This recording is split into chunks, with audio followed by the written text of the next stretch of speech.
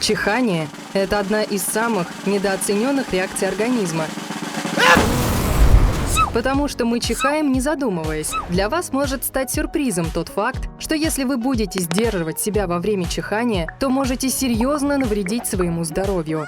Оставайтесь с нами до конца видео, если хотите узнать, что происходит, когда вы не даете себе чихнуть, и если не хотите стать человеком, который говорит «я чихнул и попал в больницу». А пока подпишитесь на наш канал и включите оповещения, чтобы присоединиться к Эдми.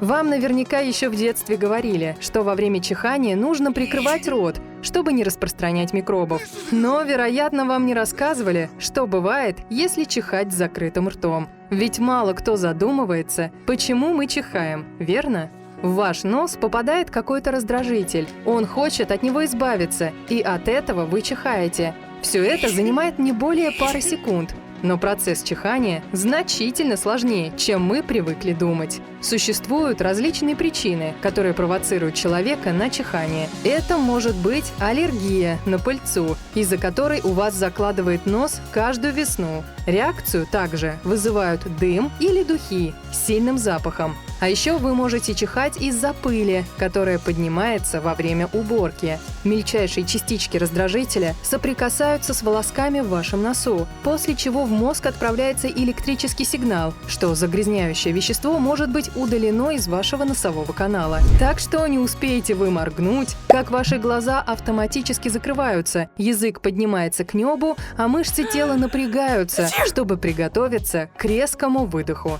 Кстати, вы замечали, что во время чихания ваши глаза закрываются? Считается, что чихнуть с открытыми глазами невозможно.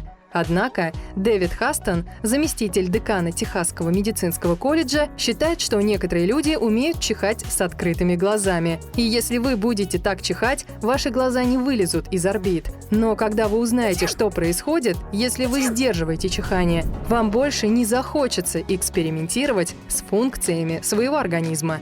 Чихание – это мощный зверь, с которым нужно считаться. Кливлендская клиника провела исследование, выяснив, что чихание выбрасывает слизь наружу со скоростью 160 км в час. Просто представьте себе это на секунду, и вы поймете, какой мощью обладает простой чих. Поэтому, когда вы его сдерживаете, как вы считаете, что происходит? Вы можете подумать, что вас разорвет изнутри, или у вас будет сердечный приступ. Но так происходит только в художественной литературе. А в действительности ваши барабанные перепонки и горло могут быть серьезно повреждены. В самых простых случаях вы травмируете мягкие ткани, но в худшем случае вам придется отправиться в больницу. В британском медицинском журнале был описан случай, когда 34-летний мужчина из Великобритании попытался сдержать чих, и это привело к разрывам мягких тканей в его горле. Автор статьи написал, что мужчина сдерживал чихание в течение многих лет, потому что считал, что не гигиенично чихать в воздух или кому-то в лицо. Но после такого урока он больше не стеснялся своих естественных позывов.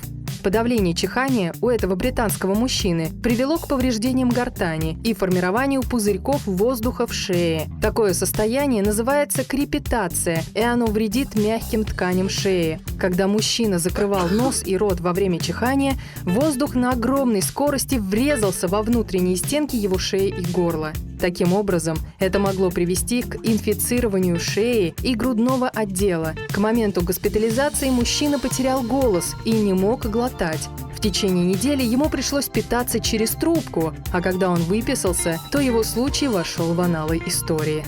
Когда вы сдерживаете мощный чих, то можете повредить свою гортань и шею, потерять голос и начать испытывать трудности при глотании или вообще не сможете глотать. Кроме того, вы можете травмировать свои барабанные перепонки и носовые пазухи. И речь идет не только о повреждениях тканей. Проблема в том, что загрязняющее вещество остается внутри вашего организма, и вы способны легко подхватить инфекцию. Чаще всего случаются инфекции среднего уха, так как зараженная слизь через слуховые каналы поступает прямо вам в уши.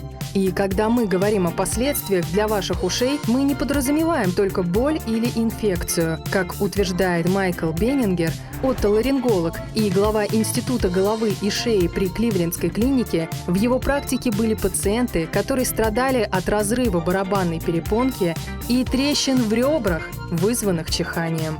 Чихание требует определенной сноровки, и если вы страдаете от сезонных аллергий, часто болеете простудами или подвергаетесь воздействию веществ с резким запахом, вам стоит знать, как чихать правильно. Существует множество заболеваний, которые распространяются посредством чихания. К ним относятся обычная простуда, коклюш, ангина, ветрянка, бактериальный менингит, атипичная пневмония и многие другие. Поэтому, если вы больны, следуйте этим правилам правильного чихания. Во время чихания рекомендуется закрывать рот и нос платком или салфеткой. После этого салфетку нужно выбросить, желательно в закрытую урну, где никто не сможет к ней прикоснуться. Также стоит знать, что если салфетки под рукой у вас нет, то чихать нужно в рукав, а не в руку. Для вас это может прозвучать странно, ведь мы привыкли считать, что рот нужно прикрывать рукой. Но новые правила были установлены в последние 10-15 лет, поэтому многие о них не знают. Если вы будете чихать себе в руку, то можете заразить других людей, ведь потом вы будете касаться дверных ручек, кнопок в лифте и других предметов общественного пользования. Этот новый стандарт установлен Центром по контролю и профилактике заболеваний Американской академии педиатрии и Американской ассоциации здравоохранения. Даже если вы воспользовались салфеткой, обязательно вымойте руки после этого. И не просто слегка полосните. Руки нужно тщательно вымыть с мылом в течение, по крайней мере, 20 секунд и обязательно вычистить грязь из-под ногтей. Бывают ситуации, когда чихать ни в коем случае нельзя, например, в заполненном лифте, во время готовки, в кинотеатре во время просмотра фильма, у стоматолога или во время декламации Шекспира на сцене перед огромной аудиторией. Но оказывается, вы можете прочихаться заранее. Некоторым людям достаточно посмотреть на яркий свет, чтобы чихнуть. Если вы не знаете, работает ли это на вас или нет, попробуйте в следующий раз, когда у вас возникнет позыв к чиханию. Вы также можете помассировать переносицу, тогда вам просто расхочется чихать. Еще один способ – это помахать салфеткой прямо у себя под носом так, чтобы бумага или ткань простимулировали волоски внутри вашего носа. Это тоже может помочь вам чихнуть.